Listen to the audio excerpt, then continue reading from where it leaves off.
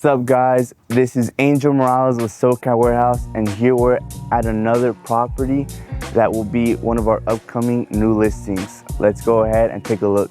So pretty much, owner here has built a spray booth permitted by the city. It's around 1,600 square feet, as you can see there. So when he bought this lot around 2 years ago, this was not here. It was just straight parking lot. So this is a huge factor to any business, any auto collision, any type of mechanic use, or anyone looking to do body work. This is pretty much the holy grail when it comes to that. Let's go ahead and take a look. So guys, this is a state-of-the-art type of spray booth here. As you can see, this spray booth is one of the best type of spray booths you can install on a property.